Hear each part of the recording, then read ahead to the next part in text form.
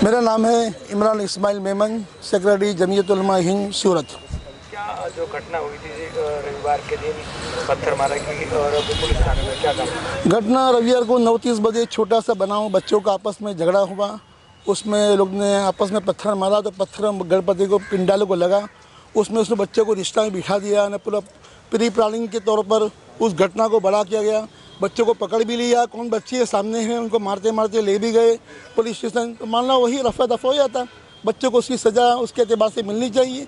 फिर इस मामले को बड़ा करना, उसका मैसेज वायरल करना और थोड़ी ही देर में हज़ारों का टोला जमा हो जाना।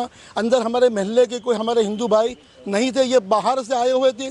तो प्री प्लानिंग तो ये मैसेज वायरल करने वाले कौन, ये कौमी शरूर ने कौमी दंगा खड़ा करने का ये प्लानिंग बनाने वाला कौन, इसके पीछे क्या मकसद है, कौन सा लाभ खाटना चाहते हैं, क्या उसके लिए कुछ चोटी में कोई लाभ हिंदू मुस्लिम का लेना चाहते हैं, कुछ सेवा करनी पा रही है बीजेपी, तो उसको बताना चाहते हैं कि हम इस तरह हिंदू मुस्लिम करके हम वोट ले लेंगे, तो क्या इसका मकसद है।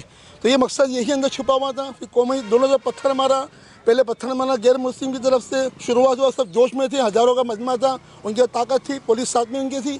तो उस सूरत में दूसरा पत्थर जवाब में हुआ तो दोनों तरफ पत्थर मारा हुआ। तो आज तक जितने भी कौमी राइड हुए हैं तो दोनों तरफ के 25-25 आदमी को पकड़ा गया है, ताकि दोनों की हिम्मत टूटे और पुलिस का डर और खौफ बैठे।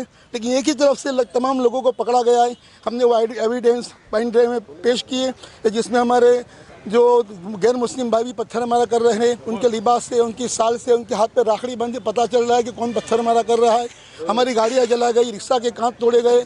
तो ये सब, एक भी गैर मुस्लिम हमारे नॉन मुस्लिम भाई की गाड़ी जलाई हो, उनका कोई नुकसान किया हो तो प्रूफ करे। वो हम प्रूफ करने चलकर सब हमारा ही नुकसान हुआ और पकड़ा भी हमारे ही लोगों को। तो एक तरफ की कार्रवाई हो रही है, बहुत गलत मैसेज जा रहा है। इससे आइंदा और दंगे बढ़ने का अंदेशा है। हम चाहे सूर्य में शांति बनी रहे, तो दोनों तरफ जो भी मुजरिम हो, एविडेंस के आधार पर, शंका के आधार पर नहीं कि यहाँ से पत्थर आया, नहीं ये लोग कहते हैं कि यहाँ से मारा, नहीं, एविडेंस के तौर पर जो कार्रवाई हो वो मुजरिम को सज़ा होनी चाहिए, बेगुनाह को छोड़ना चाहिए। ये बात रजू करने के लिए हम आए थे और हमने आवेदन पत्र भी दिया है और एविडेंस के तौर पर पेन ड्राइव भी हमने पेश की है। अभी तक जिस तरह से कार्रवाई हुई, क्या लगता है आपको? कार्रवाई ऐसा लगता है कि एक ही तरफ कार्रवाई हुई है, इंसाफ हमको मिला नहीं है। और रातों रात खाली एक बड़ी ही बात कर दी कि सूरज उठने से पहले हम पत्थरबाजों को पकड़ लेंगे।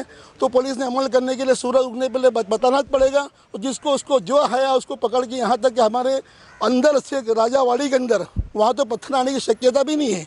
फैज़ सुबहानी हमारा मदरसा है, वहाँ भी उस्तादों को उठा के ले जाने लगे। तो बताया तो मौलाना है तो कुछ कर देंगे, छोड़ दो। ये दाढ़ी वाले बुजुर्ग हकीम साहब हैं, और उनकी 65 साल की उम्र है, उसको ही पकड़ के ले जाने लगे कि साहिब बार बुलाते हैं तुम आओ। तो उसको ही बताइए बुजुर्ग, इनको छोड़ दो। मैंने कहा क्या मेरा जुर्म किया है, तब उनको छोड़ा है। तो अंदर आके भी पकड़ रहे थे, पता चला पकड़ने अंधाधुनी, बिल्कुल आंख बंद के जिसको आया उसको दरवाजा तोड़ कर पकड़ा है। न पुलिस का लिबास है, न प्लेट लगी हुई है। पहले तो हमको इस तरह की पुलिस भी है कि नहीं, कि और कोई किसी तंजीम के आदमी है। तो ये सब बातें।